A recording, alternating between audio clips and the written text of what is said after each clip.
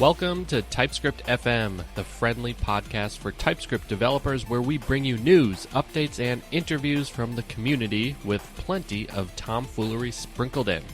I'm your host, Kamran Ayub, and I'm joined by my co-host and best bud, Eric Onerheim. Together, we're the two TypeScript fools. Welcome to the show.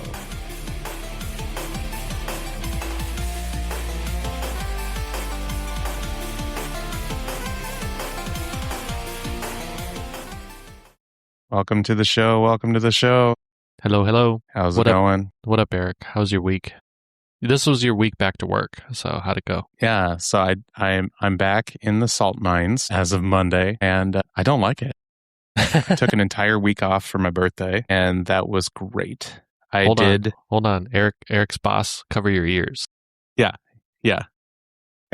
Eric's boss, don't listen to this. I took an entire week off for my birthday, and I did as little as possible. That's nice. I endeavored to eject all productivity thinking from my brain, including how you know how that you can get into that situation where you're like, I'm not resting right. Yeah. I'm not being productive in my rest. My rest is inadequate. I'm like, that is such a American feeling. So I trying to get rid of that. Like, there's a person I talked to, and they were telling me, rest is progress. So every so often, you just need to take a break, do nothing, unplug, do not feel guilty about it. Do not feel the urge to be productive, whatever that means. You know what's funny, actually, now that you mention this, is that during our 2-week vacation, pretty sure I'd never opened my laptop to do anything useful, like nothing productive. I had intended to work on the game. I didn't. I didn't work on anything. I went to the gym because it was so hot here. So I went to the gym every day, and then I cleaned my house a little bit and went to Micro Center and window shopped. And I was looking for a BenQ. They didn't have it. But instead, I feel weird leaving a store and not buying anything. So I bought a Lego Sauron head instead from Micro Center. Oh, boy. That's funny. That's what I did. I got that Game Boy Lego set. I still have not put it together. So unfortunately, it's a great set. It's not going to be featured in my new course that I'm almost done with. So that's too bad. Yeah. Do they have rules around? Yes. Some stuff in the background? So if I put it in the background, it has to be something that you can't really recognize. So it'd have to be like blurred out, which my background is blurred out. So speaking of the course, that's what I've been working on, and I'm done with it as far as like the recording is all finished. I'm just editing right now. So I just submitted the first module. I got 3 more to go. So hopefully by Friday we'll be done, and I will be on extended break in August until I want to work again, basically. Well, that'll be great. Yeah. So, and my hope is that I'm still going to be useful because I'm going to be building the office in my backyard finally. So I'll have the time to do it, I'll have the funds to do it, and I'll have the motivation to do it. Yeah. So yeah, that's you're going to hear all about that. And I officially offered my services. It's a blood pact. I'm definitely going to be taking advantage of that. But I'll have to pay you in pizza or something. We probably should talk about all the news that's been happening in the world of TypeScript. So this would be the news for the week of July 20th, 2026. Starting with dev tooling, you want to talk a little bit what's coming up with TypeScript? Because there was a little bit of news there. Yeah. JetBrains just announced that they added the TypeScript 7 integration to the IDE. So now and that's WebStorm, their web development IDE. So their bleat says the IDE uses it by default. If your project has switched to TS7, it's an opt-in upgrade if you're on an older version. Nice. So that's pretty cool. They're fast to do it. I think it was on the 23rd. Very fast. Sweet. So that's another editor with support for TS7. Another bit of TypeScript news. TypeScript 7.1 is in the oven, and some cool stuff is happening. A community member just got a PR merge to support emit via the new TSGO compiler API. So this is that gap that we were talking about that they're filling in 7.1, where that's cool. We're going to have the compiler API be able to interact with it. So this is exciting stuff. Yeah, I'm just sort of reading the thread, and y'all can look at it too, but they're saying that this is the first stage to bring back the compiler API. You can programmatically call Go to compile TypeScript and emit the transpiled results. So you can now incorporate the full transpiler in more complex setups like build systems, type checkers. Just think, for example, the folks at what Vite could do, full type checking and transpilation at native speed. So, Exactly. Cool stuff. Moving right along, another piece of news, type-aware linting is now stable in Oxlint. And this was announced on July 22nd, which is pretty sick. In the blog post, they announced that today we're releasing TSGO Lint v7, the type-aware linting engine behind Oxlint. Which, by the way, if you've been following along the show, when we first announced TSGO Lint, we put it on a library watch. I think because it was experimental at the time, and now it's stable and it's running Oxlint now. Mm-hmm. That's this cool. release tracks TypeScript 7. Obviously, brings TSGO Lint to 59 of TypeScript ESLint's 61 type-aware rules. This is pretty great. Since the alpha release, they've added 16 rules, pre-rule timings, improved configuration, and another round of performance improvements. It's pretty easy to get started. You can do like pnpm oxlint -- typeware or -- type check. And what's interesting here is TSGO Lint is built directly on TypeScript v7. So it's built on the Go code base. So it's not like a re-implementation. This is from the source. Yeah, and their versioning reflects that too, where they use the patch version to track the TSGO Lint patches, but the major tracks the TypeScript version and the minor as well. Very cool. A couple of things that they noted here is that you can also get the debug timings to see which lint rules are the slowest. So they have an example of the output here where they do -- debug space timings, and they have unbound method, no floating promises, being the two slowest at like 100 milliseconds and 65 milliseconds, and then everything is 1 or less. Yeah, and if you take a look at their latest benchmarks, it's really impressive. Like the native speed here on the VS Code repository, if you run ESLint and TypeScript ESLint, it's 83 seconds. With TSGO, it's 7 seconds, which is a 12 times speed up. On TypeORM, which is a smaller code base, it's 13 seconds with ESLint and 0.75 seconds, which is an 18 times speed up.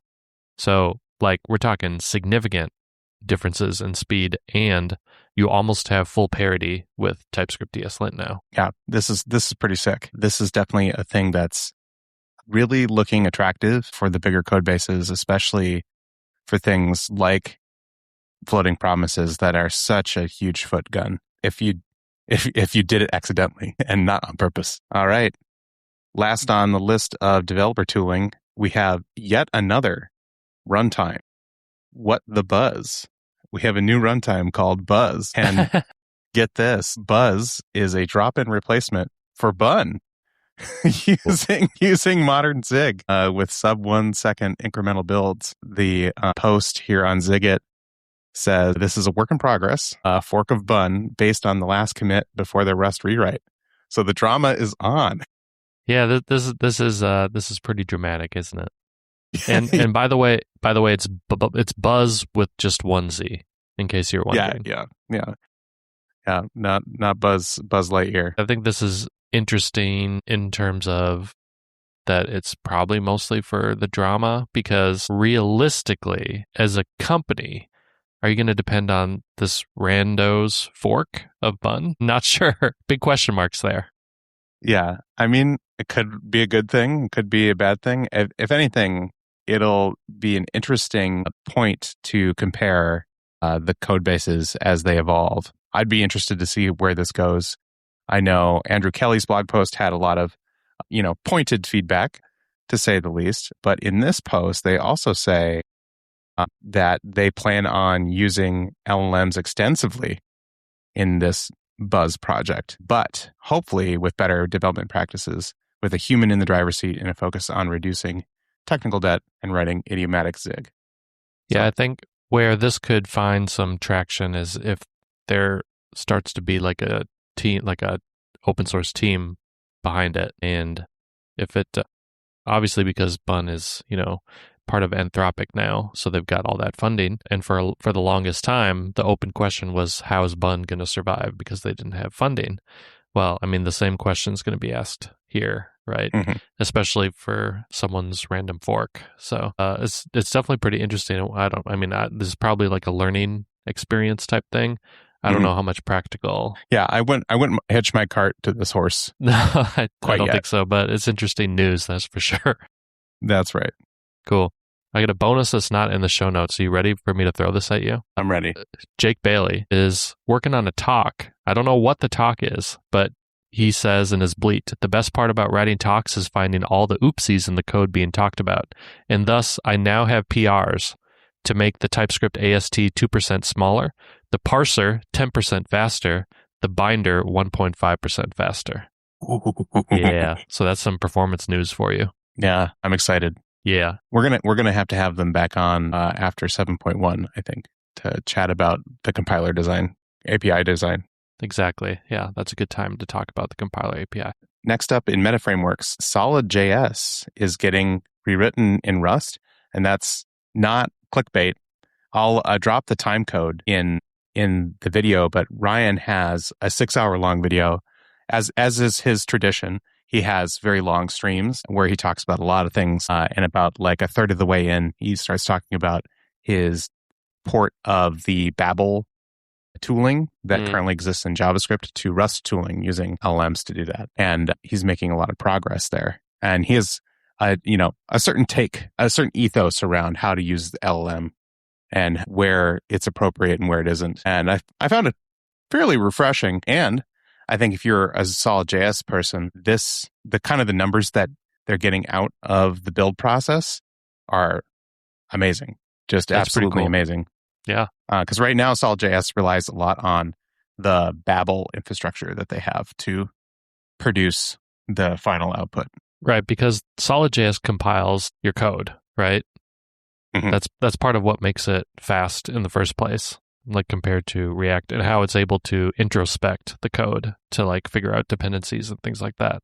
So it would make sense to have a compiler written in a faster language. So that's pretty interesting. I feel like Ryan's 6-hour-long streams make me feel better about us having 1-hour episodes each week. For sure. I've got some cool news. The Qwik beta v2 is official. So I've linked to the upgrading guide in the docs. They've also got a rebrand. So if you've used Qwik in the past, just as a reminder, this is a TypeScript first Metaframework. So very much built with TypeScript in mind. As part of v2, you can expect usage of the new Vite environment API. So it has better monorepo and adapter support. It's already using Vite 8 and rolldown out of the box. It's got smaller serialized state, up to 30% smaller HTML. And by the way, as a refresher again, because I know that not too many people use Qwik, it serializes state into the HTML so that it can resume it really quickly. So there's no hydration step like there is in React. Basically, there's a Qwik loader that's really, really tiny, little JavaScript, and it just resumes your app. It's kind of hard to describe, but it's really fast. And so that makes page loads really fast, and it also reduces the amount of JavaScript being used. They also added HMR, so that's pretty awesome. Instant browser updates without losing state. That was kind of a big deal in Qwik 1. And then they've also added some async use computed APIs.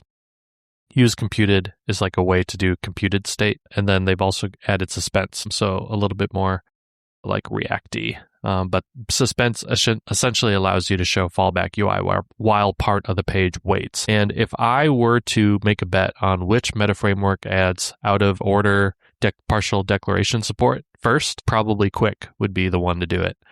Oh yeah, no, I feel like they're already like really well suited to that. Yeah, yep, exactly. It's really well architected for that, I think, because they already use HTML as the source of truth for application state. So it makes sense to me. I don't know if the team is thinking about that, but if I know them, they probably are. Mm-hmm. Mm-hmm. And also, just as a little reminder, I have a Qwik course on Pluralsight too. It doesn't get that many views, but you can go check it out if you want to. Oh, so does that mean there's going to be a Qwik V2 course? So Pluralsight has a policy of they only cover stable tech. So when V2 hits, maybe. But it also depends on how well the course is doing in the catalog. So, but yeah, next up, remember we talked about Next.js's new release schedule for security releases? Well, they just had a security release, so you can go read about that.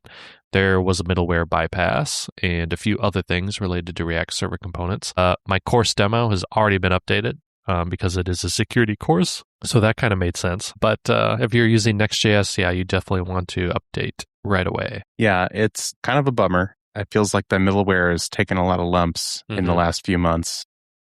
Yep. I was telling you, because sometimes it does feel like, oh my God, there's so many vulnerabilities that are being found in like these Metaframeworks. But like I was telling you, like every single .NET patch release for .NET Core, like those are all security patches, right? So I think if you have a big framework, there's definitely a lot more surface area for vulnerabilities to be uncovered. And I think it's a good thing that they're actually introducing like a formal security release schedule now. So I think that's pretty good. Yeah. And there's also, like not to cast any shade, there's also this kind of effect in security where there's a vulnerability is discovered in like a particular corner or class of vulnerability. And then a lot of eyes are looking for that kind of thing. And so it winds up being like a huge flood of a certain type of vulnerability happens all at once because there's the pioneer that finds it first, and then it's like, oh, there's gold in them hills, so everyone's looking. Plus, I mean, we know that Vercel as a company is invested in AI stuff. They're probably using Fable. I would guess that Anthropic. I would guess that they're part of Project Glasswing, although we don't know that for sure. But my guess is they've got access to Fable to do security scans, so it's probably finding vulnerabilities. But they don't mention that, so that's just hearsay. But that's kind of my guess. Moving on to some general web news. This is still TypeScript land, but the TypeScript AI conference sponsored by Mastra was last week. You can go check out the live stream because it was all recorded, but obviously they're focused on agentic workflows and stuff with TypeScript. But some of the talks are like evals are the new TDD by RL Neighbors, deploying AI agents where your customers actually want them. What I learned shipping FGA to production. The CLI is dead. Long live the CLI. I like that one. Agentic UX, how the AGUI protocol is redefining AI-driven user experience. So if you work with agents and you work with TypeScript, probably want to check this out. It probably has a bunch of practical stuff. These are all people who are building stuff. It's builders only. That's what the marketing says. So that's cool. Next on the list of news, there's a whole bunch of ECMAScript proposals that advance. From the tc39.es Blue Sky account, they announced the await dictionary proposal is stage 3. Venable curtailment is 2.7. Error code is stage 2. Fused multiply add is stage 2. And then international date format alignment with other standards, that's a mouthful, is stage 1. Linear matching and map take are also stage 1. I think one of the interesting things with the await dictionary is if you've ever done, like, you need to await like a whole bunch of promises and then you want the results of all of them in like a bag that's convenient. Like currently right now you use like promise.all and then you have to destructure the result of all of those promises. Yep. And the positions are how it's very Pascal of it. It's like positionally aligned to the promises that you put into promise.all, which kind of sucks from like what's the name of this? What key do I want to use to get at this? Do I have to pass an index around? Well, there's a new thing. It's promise.all keyed, and you can pass an object which will do the same thing, but shoot out an object on the other side instead of an array that you would destructure. So that's nice. And additionally, there's also an all settled variant as well. Love it. Are there any other proposals? We don't have to go through every single one, but I like linear matching. Yeah, this is cool. A JavaScript proposal to provide regular expression matching capabilities without the risk of catastrophic unrecoverable failure. So basically, this will help prevent RDoS attacks, which I talk about in my course. I unfortunately didn't have time to actually show a RDoS attack, but I do talk about them. So this would be nice to be able to mitigate them. Yeah. Regular expressions are commonly a denial of service vector, unfortunately. Mm-hmm. You got the what was that? What's that famous saying? You had a problem, so you decided to solve it with regular expressions. Now you have two problems. At least two problems. At least two problems, yeah. All right, next up, moving on. We do have a new library/framework to announce because it's brand new. If you've heard of Inferno before, which is a React alternative similar to like Preact, Inferno was focused a lot on performance, and its successor by the same maintainer has been announced. It's called Octane, and it basically is like compiled React. So like there's no rule of hooks, there's no dependency arrays. You can take a look at it. It's still pretty different in that what it compiles to is totally different than what React does. So React uses JSX for templates, but Octane uses TSRX, which is a compiled template. So there is no virtual DOM, which I think is kind of cool. So it's got like a familiar model, but it's not like a drop-in replacement for React. So they say that there are some first-party bindings for a lot of common libraries, but obviously if you're using a library that's not compatible with Octane, it's not going to work. So you do have to keep that in mind. But this is still really, really cool. And they do have a playground, and you can check out the benchmarks just to get a feel for how it works. But what I will say is that just looking at it, if you're a React developer, you should definitely take a look at this because it's going to feel very familiar. Yeah, I think if you are curious about Octane and like you are a React developer or a Solid developer, they have a great page on their docs, which is differences from React. And at the bottom, I was reading this for some leisure reading today. And the thing that I love the most is that they deliberately, intentionally do not include strict mode double invocation, because that is, in my opinion, maybe the worst way to solve the problem they were trying to solve. Yeah, I mean that's only in dev mode, but yes. Yeah, yes. It makes sense, yeah. A perennial paper cut. One other thing that's worth mentioning is that if you know, so it says here, just reading from the homepage, if you know React, you know Octane, you don't have to rewrite your app to adopt it. You can actually keep your existing TSX, and you can move components to TSRX one at a time and ship the whole way. Components keep their shape along the way, so AI agents can migrate an app too without redesigning it around a new reactive model. That's super attractive. I think the ability to keep the syntax the same or similar is pretty awesome. Yeah, that's cool. So it does have an Octane compat layer that you can drop in for React 19. So the only thing that doesn't come along is React Server components. So if you're using that, then you might be out of luck a little bit, but you can dive more into it. It's pretty cool. This is something that I might look at like in the future after I'm done porting my ASP.NET stuff. Like eventually I have to upgrade to React 19. There's a bunch of libraries I have to deal with that aren't supported quite yet, so I got to deal with that first. But like once I'm there, I might be in the market for an alternative that's faster, because at the end of the day, I want my app to be fast for my users. So anything that lets me get there is something I'll take a look at. Lastly, in the browser corner, Firefox 153. Yeah, there's some neat stuff in here. We've got high dynamic range video playback on Windows, so that's nice. If only I got that new monitor. And then the other thing is you can now share any open page with a QR code. That's cool. Yeah, you don't need to go to any like shady generate a QR code website. And I'm like, what are you doing with this QR code? Before this, I used to use ittools.tech. That's it-tools.tech to generate QR codes. It's got a bunch of like little, like the little tiny like tool that you need. Like I need to convert this file to this other file. And there's a shady online thing I can paste it into, or I can use the IT Tools tech. Nice. But now with Firefox, you can just right click and generate a QR code. The other thing you can now do just with Firefox, and I love this, you can just type in pick color picker, or eyedropper in the address bar, and you can now pick colors on the web page. How often like I do have the Power Toys installed for Windows to bring up the color picker, but that is something that I've had to do so many times as a front end developer. Like you got to just copy colors from places. I'm starting to develop.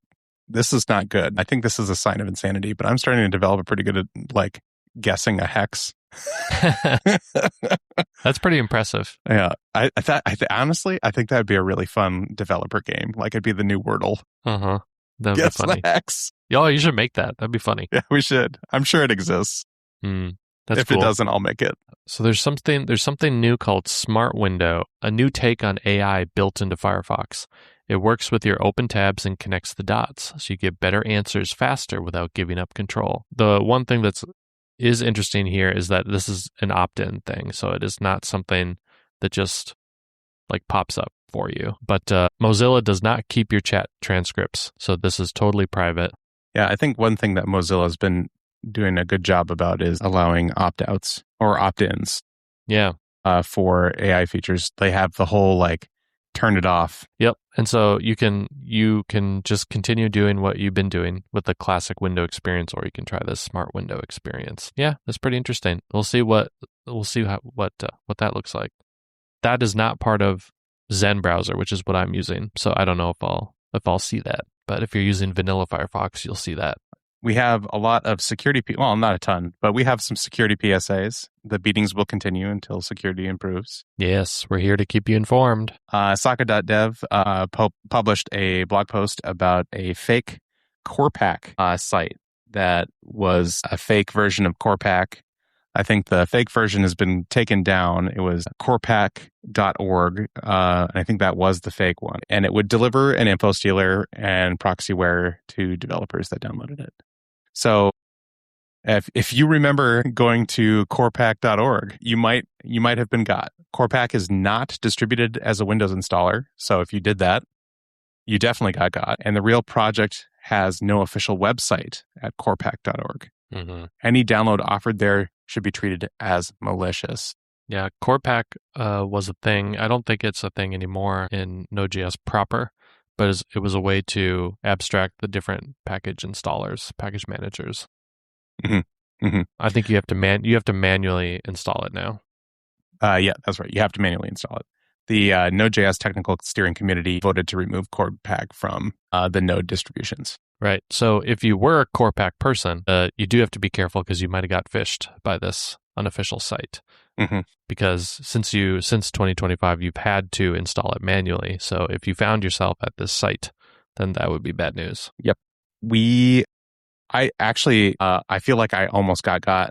Bun recently changed their site from .sh, bun.sh to bun.com, and I thought I was about to get. And both of them work currently. And one of them is like curl into shell. They're both curl into shell. And I'm like, okay, which one is not going to pwn me?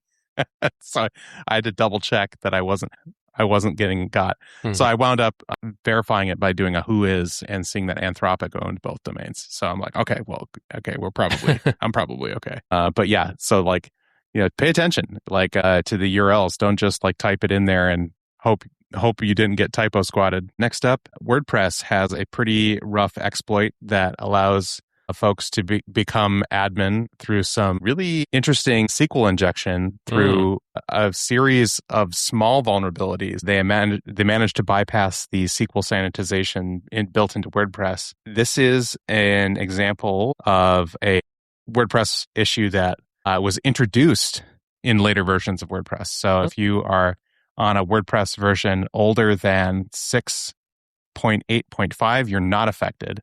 But if you have WordPress versions 6.9 through 6.9.4 or 7.0 to 7.01, you are affected.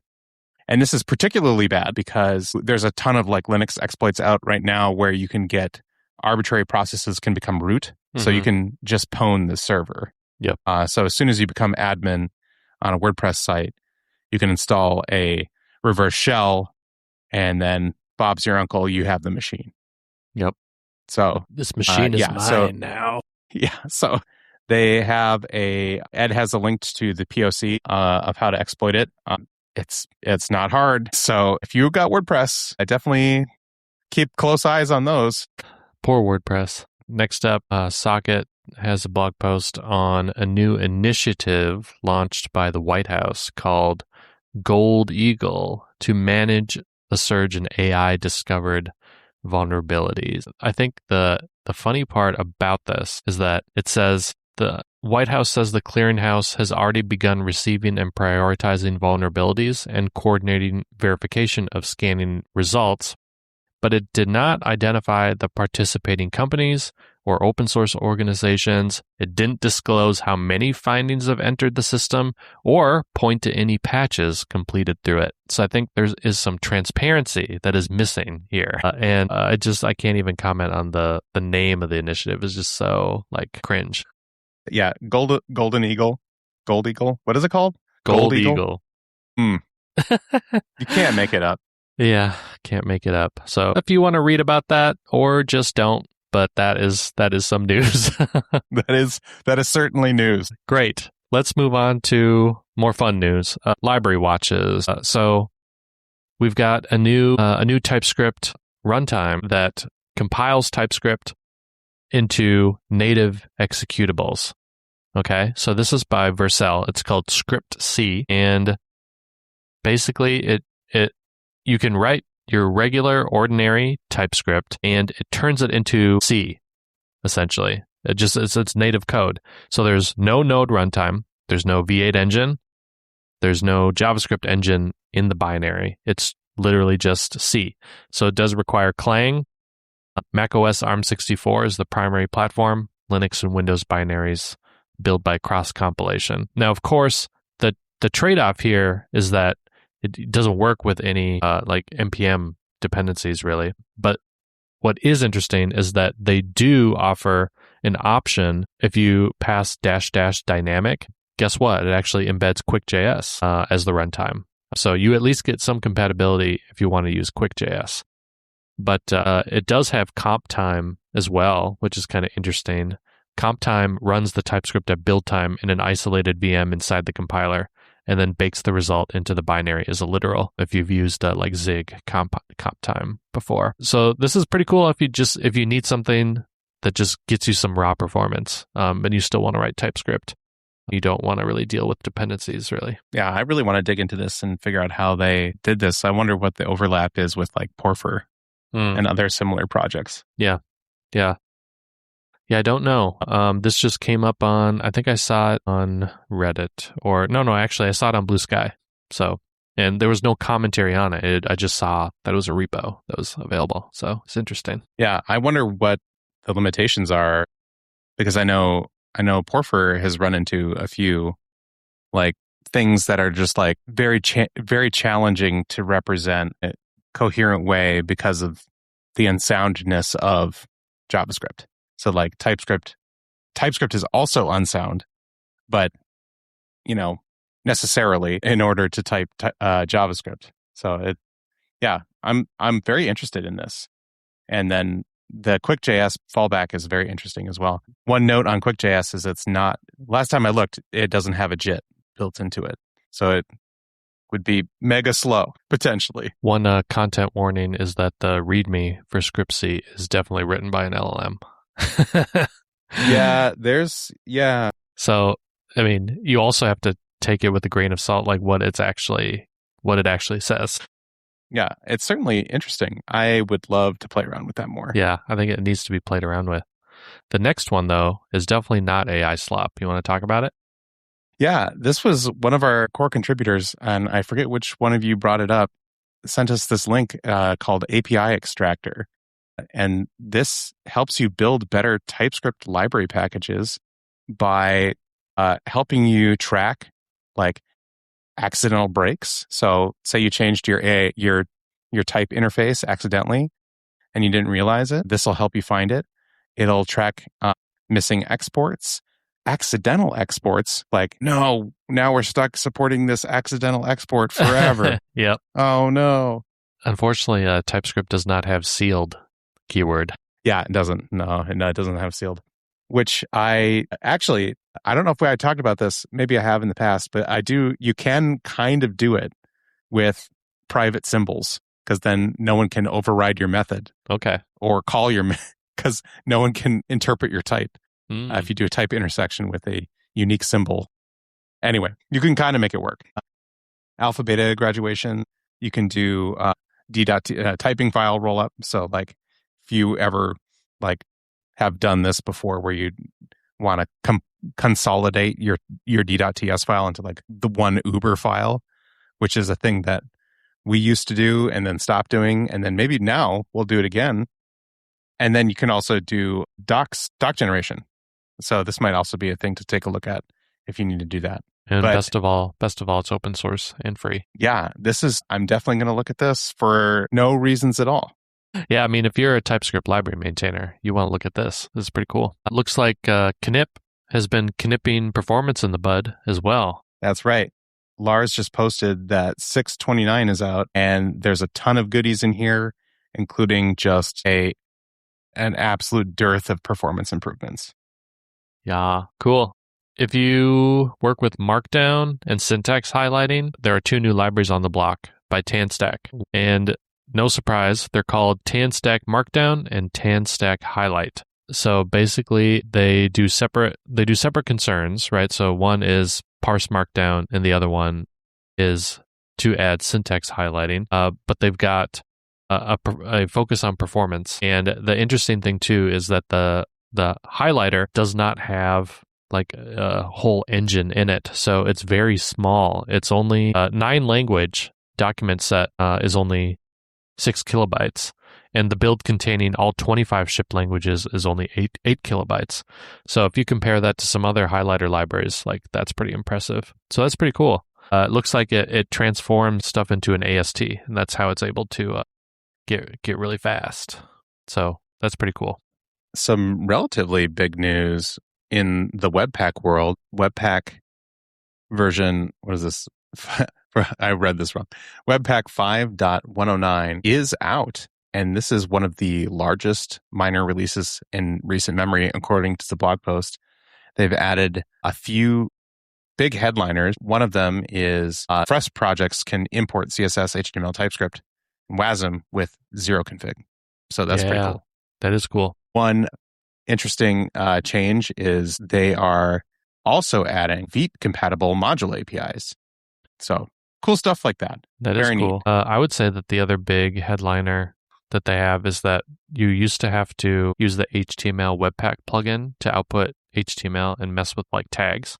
But in Webpack 5.107, you could import HTML, and in 5.108, you could make it an entry point. So you could point it at like an index.html file. And so this release is getting closer to HTML Webpack plugin.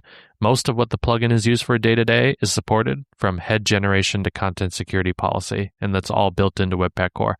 But it is still an experimental feature. But this is great because you just point it at an index.html, and then you can customize the title, the metadata. You can inject your content security policy stuff. It can even do sub-resource integrity. So some of the features like that Astro and some other Metaframeworks can do, this is going to be able to do. Webpack will be able to do out of the box, which is cool. One really neat thing that stood out to me as well is they have resource hints now. So you can do like link rel preload, prefetch, module preload, preconnect, all the things you used to do for fonts. You do like those magic incantations for font files in your index HTML or in your layout page. You can do it in your bundler now too. Yeah, we don't have to go through the rest of everything, but there is still a lot like in this release, and they've been releasing pretty often in 2026, and they have a roadmap. And I was talking to you offline, but like we hear all the time about Vite and everything because Vite has a great marketing department because they have a startup. Webpack is a nonprofit foundation and has open source maintainers and members. They don't really have like a marketing department. So we don't hear too much about Webpack, but Webpack is still widely used.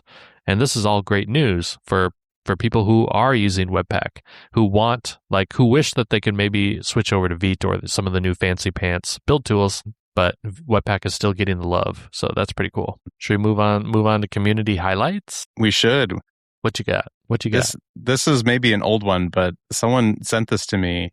But Jim's TrueType QR code font. I'm late to the game here, but it's a TrueType font that generates QR codes. Oh, that's funny. So I don't know. I didn't know you could do that. Also, it further illustrates that fonts are actually programs. That is so funny. Be careful what fonts you install. That's true. Yeah, that's really funny. This next one I wholly recommend. The Software Should Work conference is posting up their talks, and they've all been bangers. So Andrew Kelly of Zig fame has a good talk called "Don't Take the Black Pill," which I'll let him explain. But roughly, it's don't become a nihilist. Mm-hmm. Don't just surrender, and that's the black pill. Alexis King has a really great talk on designing your types, like effective data modeling by designing your types in the right way. And there's actually some serious nuance there. So I really highly recommend this. Like, I watched this talk and it blew my mind. I was about to curse. That's cool. And then the author of Phil C., which is Real Memory Safety, has a really great talk about how Phil C. guarantees memory safety. Ooh, that's spicy. Yeah, it's very, very interesting. I listened to it on a run. It was very good. Gives Rust a run for its money, huh? Yep. Actually, according to him, is safer than Rust. Ooh, you have to watch the talk to learn more about that. Josh Goldberg bleated that Mocha, the project, is donating to other projects. They're supporting Knip, Node.js.org, so the Node.js organization, Prettier, and Unified. So cool. That's awesome. Kudos. Love that. We want to see more of that. I want to shout out, too, that Daniel Rowe is sponsoring some open source projects as well. So nice job, Daniel and Mocha. The Effect project had their second conference, Effect Miami 2. All the videos have landed on their YouTube channel. So it's not all just about Effect either. There's some TypeScript things in there, too, that snuck in there. So you should go check that out. I mean, Effect is TypeScript. Is a TypeScript thing, but yes. But what I mean is that it's not all about Effect, the library. There's some talks that are adjacent to it. Next up, Antony Jones has a great blog post, TypeScript in Practice, Benefits, Pitfalls, and Patterns that paid off. He built a little app called T+R-LO, as in like Trello. It's like a Trello clone in TypeScript. And he built it with React, TypeScript, and Firebase. And he has a whole bunch of patterns that he found useful, and I don't want to spoil it. It's quite a good write-up. I could maybe read the headlines, and then you can read what he's talking about. But some of the patterns that he found useful are like deriving types from runtime values. Firestore, which is the Firebase, the Google Firebase thing, needed a schema. TypeScript became that schema, his interface definitions. That's cool. Reducers become much safer with discriminated unions. Yes, they do. I agree with that. Utility types make better APIs. Yes, they do. Union types improve developer experience. Definitely. Generics should simplify implementation, not complicate APIs. Preach. So I'll let you read the blog post, but this is a great write-up. Next up, John Segura? I'm so sorry. Writes, upgrading Microsoft.TypeScript.MSBuild to V7. Hey, if you're building TypeScript with MSBuild, stop. Get some help. No, that's just a joke.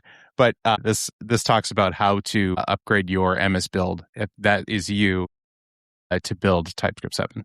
So this is definitely like in that .NET niche. It's a very short post. It's very much a TLDR. Like, these are the things to change. Yeah, I'm pretty sure that I've used this package in Visual Studio, because I think that's how some of the tooling works internally. So, no, 100% it is. Yeah. I just have an axe to grind against Visual Studio. That's really funny. Yeah. It was super helpful for people that are using Visual Studio. Next up, there is a free Codecamp course. I think it's an hour and a half, I want to say. Yep, an hour and 14 minutes. Sorry. This is by Rachel Johnson, the instructor, and she will teach you how to build bulletproof APIs in Express with TypeScript. So you'll go from zero to being able to build an Express API and TypeScript with full confidence. So that's good stuff. Matteo Kalina had a nice blog post on adventures in Nodeland, and the headline is, "No, we can't harden Node.js against prototype pollution." So this was very much in my wheelhouse for my course, because I talk about prototype pollution and how to guard against it. One of the takeaways here is that if you're using vanilla JSON parse, maybe don't do that. Use secure JSON parse, the package, because that helps protect against prototype pollution. But the thing that Matteo is basically saying is that this is like a language construct. Like anytime you use a spread operator, object.assign, or like anything that walks the prototype chain, there is a risk that you can get got by prototype pollution. And this is not something that Node can like disable for you. And so what they usually get is like a bug report that's like, hey, you need to harden this Node.js core API against prototype pollution, but that's not the solution. It's usually upstream in user land that there needs to be some more guarding against prototype pollution. So it's not something that they can do. And basically, the takeaway is guard your boundaries. Nobody downstream is going to do it for you. And I thought that was a good takeaway. And that's exactly what I talk about in my course too. So it was very simpatico. This next one's a fun one. Mattia, I'm so sorry, of joyofcode.xyz on Blue Sky has a YouTube video that is a lot of fun. And it goes through using pretext, which we talked about in an earlier show, to do fun things with text layout. And they have all kinds of cool things you can do with pretext. And I won't steal the video's thunder, but it was a lot of fun. One of the examples was doing like extremely fast virtualized lists, which if you have a list of 400 million things, that doesn't work very well in the DOM. So virtual list is a necessity. Yeah. And as a reminder, pretext is a TypeScript only way of measuring text in the DOM, which is very impressive. And I think it uses very, very fancy like simulated values or like emulated values of the browser to do that. Yeah, it does some interesting stuff. I think it also uses like an off-screen canvas to help get some of the metrics, and nice. it does some of the layout stuff for you, which can be tricky. So yeah, it's doing a lot for you. It's really cool. It is cool. Time for the bleed of the week. Yeah, bleed of the week. Ali Codes writes, they should find a way to make TypeScript slow as balls as a matter of equity, measured by sandwich breaks per day. And then Jake Bailey writes, I think of a couple packages you could import that would have a similar effect. That's really funny. You got to make it slower. It's too fast. It's too fast. They're gonna say, Mr. President, stop winning. We hate winning. You're making the compiler too fast. They're gonna say it's too fast. You got to make it slower. I don't like it. I don't like it being fast. Anyway, all right. You got some cool links? Yeah, I am a huge fan of Sebastian Legg on YouTube, and he is writing his own little graphics library now, which is near and dear to my heart, and he's doing it in Vulkan, which is very much like, to tie this back to the web, is very much like WebGPU. WebGPU is very much like if Vulkan and Metal, which is the Mac graphics language, got together, had a baby, and it was way better. That's WebGPU. But anyway, no shade. A lot of the Vulkan stuff kind of translates directly to WebGPU, but it's really a fun primer on doing low level graphics programming, which I with modern graphics APIs like Vulkan, and I just was very entertained. Yep, that makes sense that you would like that. That's cool.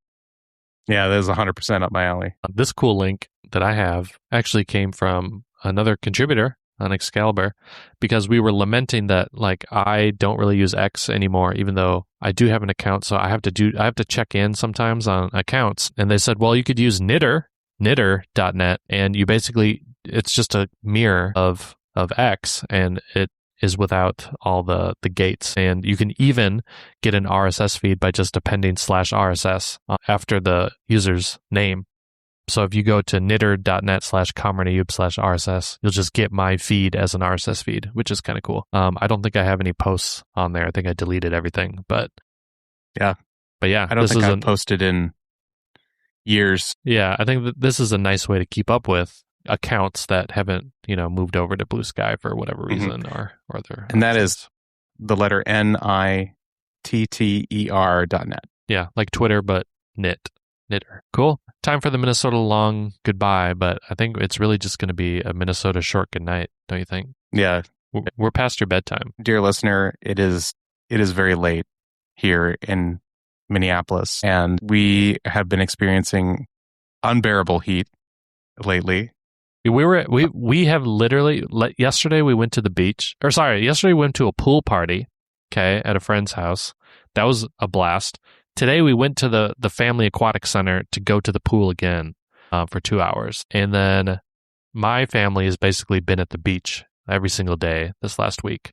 So we've been getting out of the heat by getting into the water. Yeah, I think it was 100. It was more than 100 Fahrenheit. Yep. I think on Sunday And Monday, with the heat index well into the 104s, 105s.